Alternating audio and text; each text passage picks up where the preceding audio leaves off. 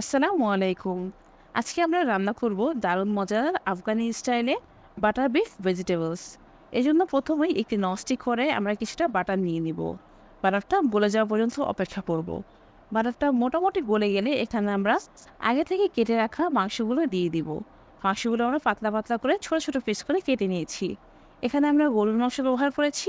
আপনারা ইচ্ছে করলে খাসির মাংস ব্যবহার করতে পারেন। এবার মাংসগুলোকে আমরা বাটারের মধ্যে ছড়িয়ে দিব এবং এক সাইড হালকা ভাজা হয়ে যাওয়া পর্যন্ত অপেক্ষা করব। 5 মিনিটে এক সাইড মোটামুটি ভাজা হয়ে গেলে আমরা মাংসগুলোকে উল্টে দিব। ফিরে আসছি 5 মিনিট পরে। 5 মিনিটে এক সাইড মোটামুটি সাদা হয়ে গিয়েছে। এখন আমরা মাংসগুলোকে উল্টে দিব। উল্টে আবারও আগের মতো 5 মিনিট অপেক্ষা করব। এই জন্য মাংসগুলোর অপর সাইডকে আমরা আবার কড়াইয়ের মধ্যে ছড়িয়ে দিব। 5 মিনিট অপেক্ষা করি আমরা। এর মধ্যে আমাদের মাংস অপর সাইডও ভাজা হয়ে যাবে। এবার মাংসগুলো মোটামুটি 2 সাইডে ভাজা হয়ে গিয়েছে। আমরা এখানে কিছুটা এখন ব্যবহার করব সয়া সস। এখানে আমরা মোট 11 চা চামচ সয়া সস ব্যবহার করেছি। যদি আপনারা এর থেকেও বেশি গাঢ় কালার চান তাহলে আরও একটু বেশি সয়া সস ব্যবহার করতে পারেন, এতে আমার কোনো সমস্যা হবে না। এবার সয়া সসগুলোকে আমরা মাংসের সাথে খুব ভালোভাবে মিশিয়ে দিব, যাতে মাংসগুলো খুব ভালোভাবে সসের সাথে মিশে যায়। এবার আমরা আরও 5 মিনিট অপেক্ষা করব। সসগুলো মোটামুটি মাংসের সাথে মিশে গিয়েছে। এখন আমরা এখানে 3 চা চামচ কালো গোলমরিচের গুঁড়া ব্যবহার করব। এখানে আমরা অন্য কোনো মরিচ ব্যবহার করব না, শুধুমাত্র গোলমরিচই ব্যবহার করব, তাই একটু বেশি ব্যবহার করেছি।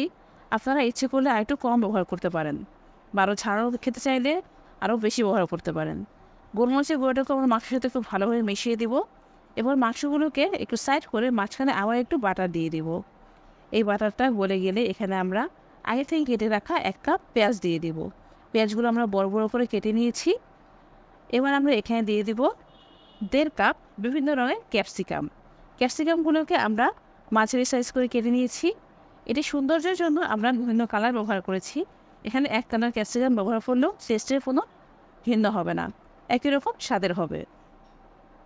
এবার ক্যাপসিকাম এবং পেঁয়াজগুলোকে মাংসের সাথে খুব ভালোভাবে মিশিয়ে দিতে হবে, যেন গোলমরিচের গুঁড়ো এবং সয়া সসটাও সবজিগুলোর সাথে খুব ভালোভাবে মিশে যায়।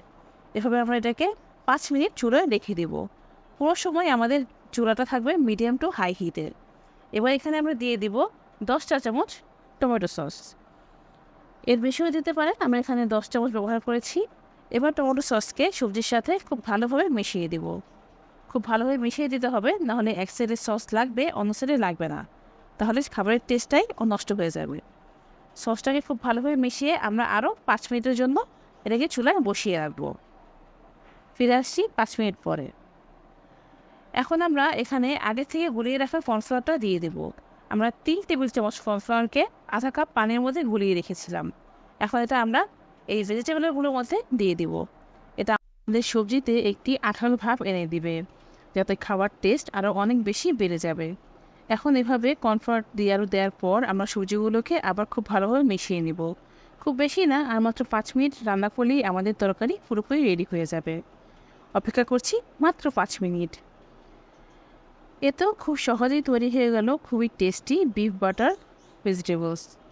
এটি আমরা সম্পূর্ণ বাটার দিয়ে তৈরি করেছি, এখানে অন্য কোনো তেল বা পানি ইউজ করা হয়নি। বাটার এই খাবারটির টেস্টকে আরও বহুগুণে বাড়িয়ে দিয়েছে। যে কারো সামনেই এই খাবারটি পরিবেশন করলে সেটা তার মন জয় করে নেবে। তাহলে আজকে এই পর্যন্তই। আসসালামু আলাইকুম।